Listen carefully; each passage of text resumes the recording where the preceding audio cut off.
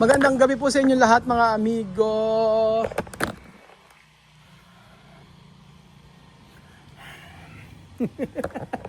Nakaka-smile na ako ngayon eh. No? Dati puro problema ako eh. Actually marami pa naman akong problema. Nakita ko yung ano, yung tawag doon. Yung kay Sir Gavin, ano, yung sabing ganon, stress daw tsaka pagod. May nag-send lang sa akin. Oh, tapos eh napaisip ako. Kasi kaming mga vlogger, nakita nyo lang kaming masaya, ayan, umi-smile. Pero deep inside may mga pinagdadaanan din kami. Pero walang taong walang problema. Ganun pa mga amigo. Akala nyo na-smile lang kami, tatawa-tawa lang kaming ganyan. Pero hindi nyo alam, marami kami mga pinagdadaanan sa buhay. Ganun po. Kaya nga, salamat po mga amigo dahil concerned po kayo sa aking kalusugan.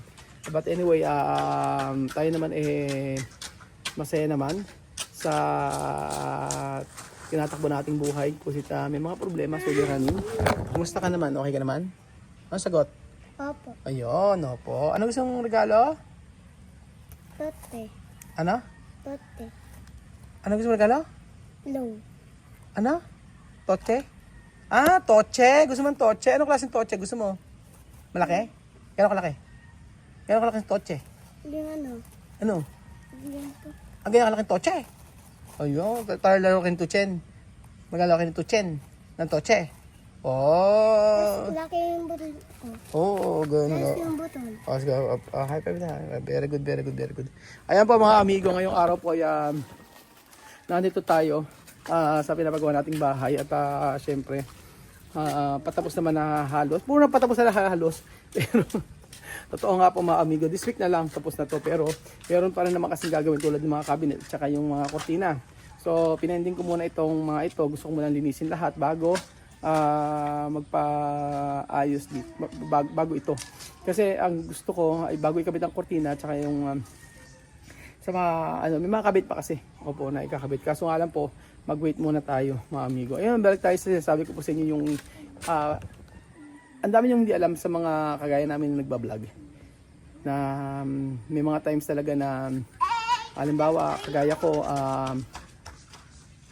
ang nagiging problem ko is yung affected yung mga family ko, ganyan, sa mga nambaba sa akin.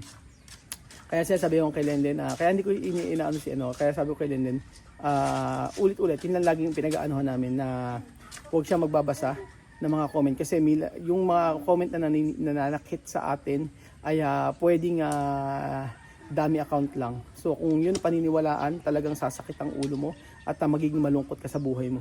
Kaya ako, sabi ko nga po ako, wala po akong pakialam. As long as wala akong ginagawang masama at wala akong inaapakang tao. Ganun po mga amigo. Pero syempre may mga naapektuhan po sa ating family. Kaya nga po, sabi ko nga, ingatan natin yung ating ingatan natin ang ating asal, wag anak ganyan. Wag ganyan, madumi yan. Ganun po. Yon. So, ngayong araw, ito, nag-i-start na maglinis-linis po ang mga tao rito. So, ayan. Ako naman kanina, nagkape lang ako saglit. Pero, marami pang mga trabaho kasi dito. Sa totoo lang. Kagaya niyan, yung dalawang halaman dito, ay hindi na namin ito na sa ayos. Ayan. Tapos po, nakakahiya naman dahil naglilinis po sila dito. Oo. Ba't hindi kayo mag-ilaw? So, ang dumi pa. Ay, madumi pa rin siya dito. Ayan. Sige lang, bilis. Baka mapundi yan sa ginagawa mo. Ayan.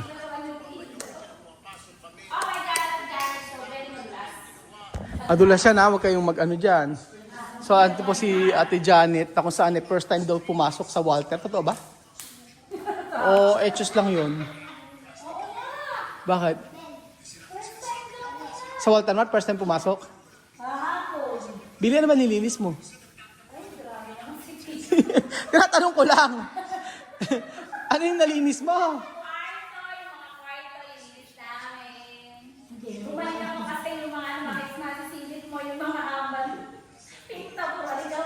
Titingnan ko talaga mamayayaan. Oo nga, dito ka napakarami sa baba eh. At saka yan yung mga Yan ang marumi. Hindi, yun lang sa taas mo, kabot-abot mo din naman dyan. So, eto, naglilinis po sila habang si Kuya Bedyo po ay nagmumuni-muni. Axel, bumaba ka dyan, nak! O, ayan, naglilinis-linis po sila dahil nga po, syempre, patapos na. Pero marami, hindi pa rin tapos yung taas yung palinisin. Mahirap pang linisin eh. Pinagsasara ko yung mga ano. Saan? Pero wala na, may gagawin pa ba rito? Wala na, di ba? May gagawin pa ba rito bukas? Oo. Di ko alam kung may gagawin pa rito. Ito yung mga... Kay Kuya Bel pa, hindi pa nakaset yung kanyang ano, Saan? kwarto niya. Yung kay Bedin ata, oo. Ay, oo, may gagawin pa rito yung mga kahama. Oo, sino kaya? Ang tatlong kwarto dyan, wala ko. Si Jemo, pwede si Jemo, kain Jemo yan. O, yung kama dito, hindi pa naayos. Pero at least, ayan, ganda. Ayan, ganda. Pero mas maganda yan pagka may... Ang ganda to. O, di ba? Ganyan. Gusto ko yung ganyan, mga amigo. Ayun. Tapos may electric pan yan actually. Ayan. O, ganyan nga lang sa gabi. Gusto ko yung ganyan. No? Ganda yan tingnan, di ba? Ayan, ito, gusto ko rin to. Isa part na to. Ayan. Tchan! Sa gabi, gusto ko mga nakaganyan lang, ano? LED. Ganyan. Pwede kasi ganyan. Pwede ganito. O, di ba? Pero pag siguro, pagka matutulog ang lahat, pwede ganyan lang siya. At least, maliwanag siyang ganyan. So, i-try natin na meron pa may mga ilaw-ilaw dito. So, ganda pag mga ganyan-ganyan lang. No? Tapos dito, halos, dito pa oh. Bilay dito ko walis. Bilay dito ko magwalis oh. Tsaka maglinis. Axel, lumayas ka dyan. Axel, umalis ka dyan anak. Axel, magabok. Ayan, dyan ka magwalis, tsaka mag-ano, okay na dyan eh. Ate Janet! Di- Look! Dini kayo, Ate Yung Janet. kainan. Kainan. Ano kainan? Limliman. Kalimutan. Limliman yan, Ate Janet. Yan ang CR mo, hindi mo ba alam? Ayan, dito ka maglinis, Ate Janet, oh, for today's video. Dito, oh, magwayo ka mag... Ito si Billy, nagpapaalikabok lang eh. Pagka magpaalikabok, punasan mo ay. Di pwede po nasa magbabakas lang eh. Oy, Axel, basa rito, makakadulas to, ha? Kaya nga. Talon to si Axel eh. Tapos eto, actually po pwede naman siyang ganito lang sa gabi. Maganda naman kahit wala naman siyang ano eh. Ayan. Pwede rin siyang ganoon. O yan, ano kayo dyan? Tapos, ayan. Ano? Yung ano? Ano? Puta. Yung aso? Ayun! Ano yun? Ano? Ano yun? Ano daw yun? Ano yun? Buta? Puta daw, hindi pusa. Ay, puta. Puta daw. Puta. Ayan. O, ayan, ganyan lang. Gusto ko yung ganyang, ano lang, sa gabi, pagka matutulog. Pero, ayan, paglahatan na siya. O, paglahatan na, yan na yun. Sabi. Ayan. Ayun, ganyan lang siya. Okay na yung ganito, di ba? Maganda siya pagka ganyan. Dapat pala ganyan talaga ang kulay. Maganda rin. Oo. Yung mga ilaw-ilaw na ganyan. Gusto ko siya. Tapos, Axel, baka maano ha? Ano ba to? Puta. Sa hapon, pwede rito tatambay-tambay lang dito tayo mga amigo. Habang si Kabed, yung kaya tatambay-tambay. Ang daming linisin eh. Ipapa-deep clean ko daw. Pwede naman nga po. Kaso nga lang, kailangan ngayon bawas-bawasan na. Pero in fairness, sa hapon, masarap dito tumambay dito sa harap dito. Umaga ang tambay. Diyan din pwede. O dito, pakapi-kapi ka. Tapos sa gabi, pwede rito ang tambay. Pero ang tingin ko, hindi po dyan na magiging tambayan. Oo. Diba, sabi ko sa inyo, maraming lilinisin pa eh. Pero pag natanggal na yung mga ano na yan, mawawala na.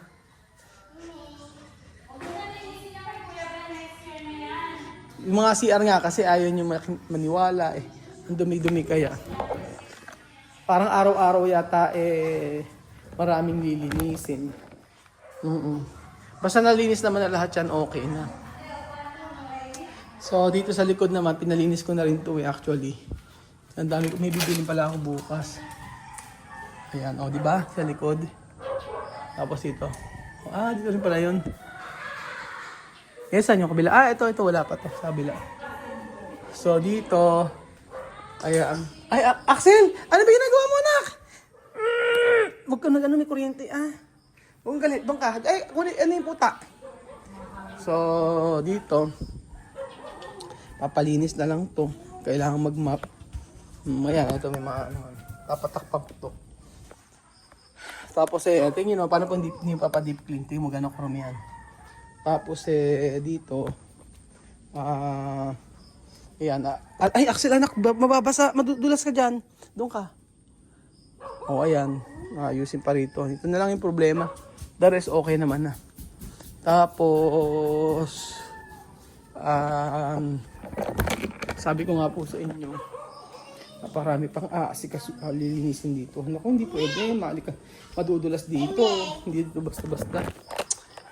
Pag may basa dito, dapat ayusin. Tapos, yung kama, hindi pa namin naaayos. Pero halos tapos naman na kasi. Pero maganda na siya. Ayos na siya.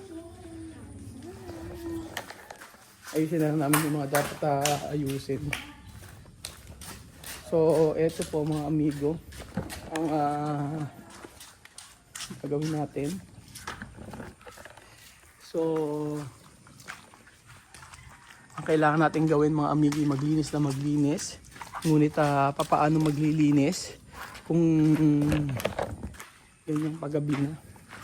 Pambihirang patis. Ano kami dyan? Kailan ko ba natutunan yung pambihirang patis? Kay Julie, taga Japan. Narinig ko na sa kanila, pambihirang patis. Ayan po mga amigo. Maganda ilaw. Palagay mo ilaw. Ito mo si Axel ko. Kakaibang bata rin si Axel. Ayan, yan ang sa labas. Oo. Ilawan kayo natin lahat kay Belgium.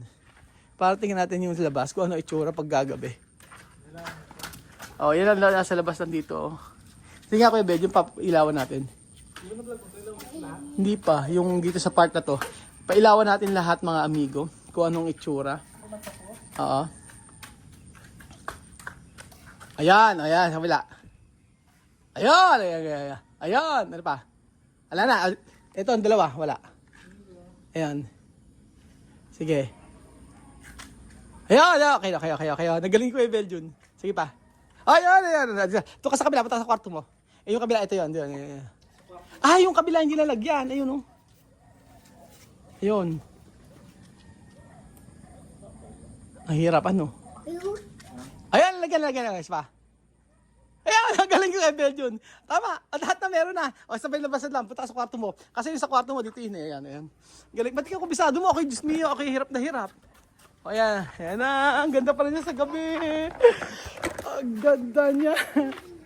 Ang tuwa sa pera. Ang ganda niya sa gabi pagka ganyan. Ayan, ganda. Ayan. Diba? Ay, ang ganda ko yung Belgium. Ngayon, na-appreciate ko na siya. Uy, bati, wala ka sa picture. Ang ganda sa picture. Parang nasa postcard. Ang ganda. Tingnan mo kay Belgium. Ay, picture ka kay Belgium. Tika. Ayan. Pag nalagyan pa itong ng lahat na to, ayan. Ayan. Ay, i-ano mo. Story mo nga, Belgium. Ayan, story mo nga. Okay. Kasi picture ko siya. 1, 2, 3. Go. Ayan, may pang my story na si kay Belgium. My story. Ang ganda. Ngayon ko na-appreciate. Pag habang lang ganyan gawin, ma-appreciate mo kasi ayan, ang ganda ng ilaw-ilaw niya. Sobra. Lalo na wag natapos yung mga halaman dito, yung mga ilalagay natin dyan. Tapos yung mga ibang ilaw-ilaw. Ang ganda niya, di ba?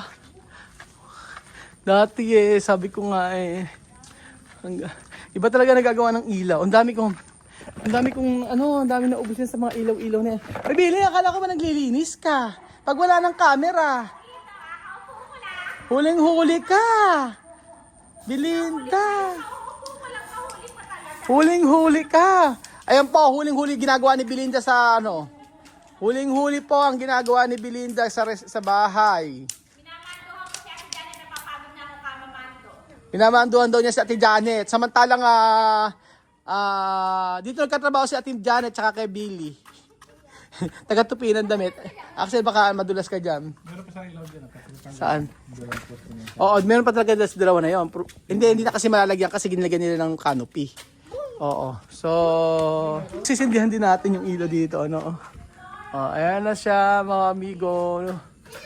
Oh, ang ganda pala ang ganda ng naging combination niya pagka ganyan. Sabi ko nadadryan ako. Parang sabi ko, pag sa umaga ba't iba? Pero pagka, ayan o, tingin nyo, ang ganda niya mga amigo. Oo, talaga, this is truly finished. Talaga, tapos na po ito. Axel, ito na pinaggagawa. Axel, hindi ka talaga nakikinig. Ang bihira. So, ayan po mga amigo, talagang pinaandaran namin ng... ay, ipakita ko kayo. Ay, hindi, ipakita ko yung mga ibang ilaw. Sa ano, sa loob. Oh, ay, hindi ipakita. Ay, dapat tanggalin natin yung mga ano. Tanggalin nyo na yung mga ano. Yun, no? Yun. Yung mga plastic na bed, yun, ayun, doon sa kabila. Okay. So, ayan po mga amigo. Tanggalin muna natin yung plastic. Ito, oh. Kunin nyo. Ito. Tanggalin nyo na yung mga plastic sa mga ilaw-ilaw. Ayan, oh, para maganda tingnan.